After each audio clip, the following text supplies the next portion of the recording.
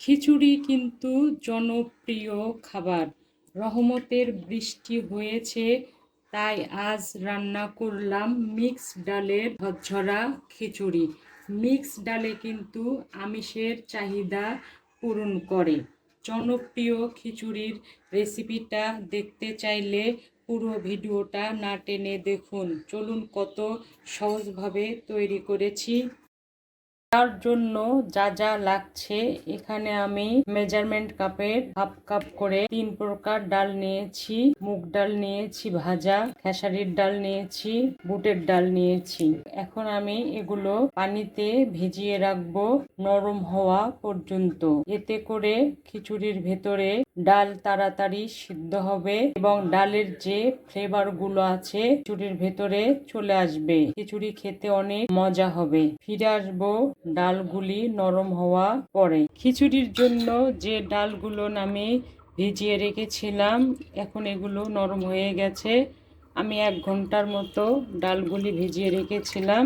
এখন আমি এগুলো পরিষ্কার করে নেব। আর এখানে আমি আলাদা করে পরিমাণ মতো চাল নিয়েছি, আতপ চাল। এগুলো আমি 20 মিনিটের মতো ভিজিয়ে রেখেছি। চাল আর ডাল একসঙ্গে ধুয়ে নিয়ে আমি পানি ঝরাতে দেব। আজকের খিচুড়ি আমি সরিষার তেল দিয়ে রান্না করছি। আমার পরিবার এবং আমরা সবাই সরিষার তেল দিয়ে খিচুড়ি খেতে খুব ভালোবাসি। এখানে সাদা তেলও দেওয়া যাবে। এখন আমি পরিমাণ মতো এখান থেকে সরিষার তেল দিলাম। এখানে আমি পরিমাণ মতো পেঁয়াজ দিলাম, হাফ কাপের একটু বেশি হবে।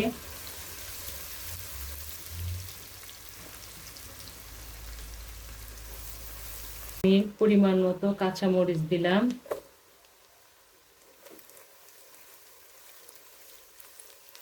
মরিচও কিন্তু আমি বেশি ভাজবো না, কারণ মরিচের একটা ফ্লেভার আছে, ওটা খিচুড়িতে বেশি ভাজলে নষ্ট হয়ে যাবে। এলাচ 2টা, দারচিনি 3 টুকরা দিলাম, 3-4টে সাদা এলাচ দিলাম। মশলাগুলো আমি 30 সেকেন্ডের মতো ভেজে নেব। বেশি ভাজলে ফ্লেভার নষ্ট হয়ে যাবে। আমি পরিমাণ মতো পানি দিলাম।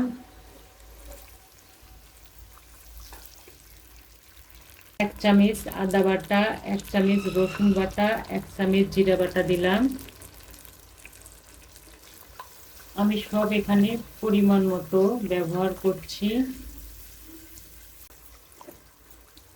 লবণ দিলাম পরিমাণ মতো।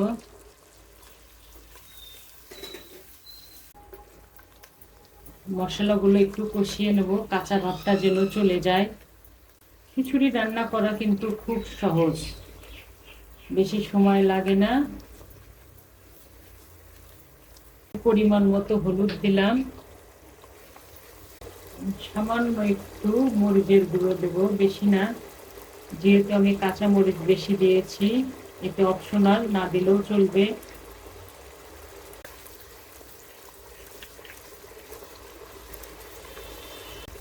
মশলাগুলো থেকে সুন্দর একটা গন্ধ বেরিয়ে আসছে, তার মানে আমাদের মশলা ভুনা হয়ে গেছে।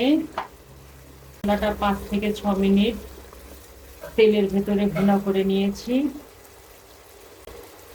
আমি যে চাল আর ডাল এখানে রেখেছিলাম, সে চাল আর ডাল এখন আমি দিয়ে দিলাম। এগুলো ধুয়ে পানি ঝরানোর জন্য ডালায় রেখেছিলাম।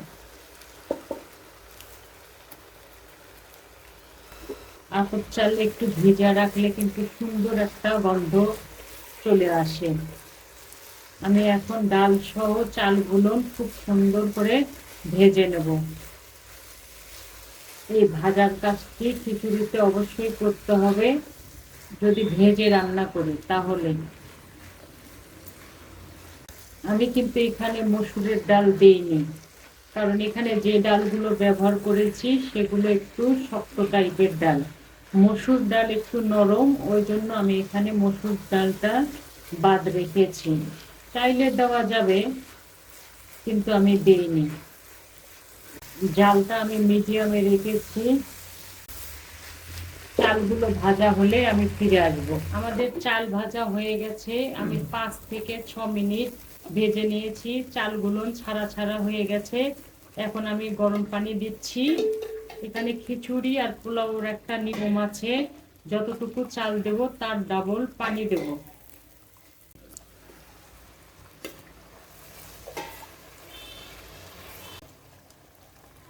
এখন যেহেতু আমি ডাল দিয়েছি, তাই ডালের জন্য আর যতটুকু ডাল দিয়েছি তার অর্ধেক পানি দেব।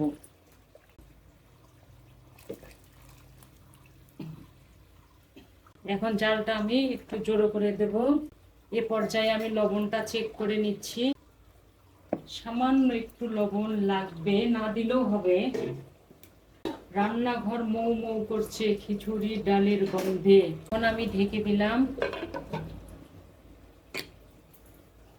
আমি হওয়ার পরে ফিরে আসব। পানি দেওয়ার পর আমি ফিরে এলাম 5 মিনিট পরে। এর মধ্যে আমি বেশ কয়েকবার নাড়াচাড়া করে দিয়েছি, না হলে লেগে যাবে। এখন এই পর্যায়ে আমি চুলাটা অফ করে দেব। একটু পানি থাকতে থাকতেই অফ করে দিতে হবে, এই পানিতেই বাকি রান্নাটুকু হয়ে যাবে। আমি অফ করে দিলাম। কয়েকটি কাঁচা পাকা মরিচ দিলাম। এ পর্যায়ে সামান্য একটু কাঁচা সরিষার তেল দিলাম। এতে করে খেতে অনেক সুন্দর লাগবে, একটা সুঘ্রাণ চলে আসবে খিচুড়ির ভেতরে। আমি ঢেকে দিলাম, মিনিটের জন্য আমি ঢেকে দিলাম। 20 মিনিট পরে আমি ফিরে আসব। কেউ চাইলে এই পর্যায়ে ঘিও দিতে পারেন, এতে করেও মজা লাগবে খিচুড়ি খেতে। যাই হোক, যে যেটা খাবো সেটা দেব। দেখুন কত সুন্দর ও ঝরঝরে হয়েছে, কালারটা যা ইউনিক হয়েছে। খিচুড়ি কিন্তু ডিম ভাজি, গোস্ত ভাজি, মুরগি ভাজি, পটল ভাজি এগুলো দিয়ে খেতে অনেক সুন্দর লাগে। ডালে কিন্তু প্রচুর পরিমাণে ভিটামিন সি আছে, তাই ছোট বড় সবাই এই খিচুড়িটা খেতে পারবেন। আমার এই খিচুড়ির রেসিপিটা যদি ভালো লেগে থাকে তাহলে প্লিজ সাবস্ক্রাইব ও শেয়ার করে আমার সঙ্গে থাকবেন। ভালো খান, সুস্থ থাকুন। ইনশাল্লাহ আবার দেখা হবে। আল্লাহ হাফেজ।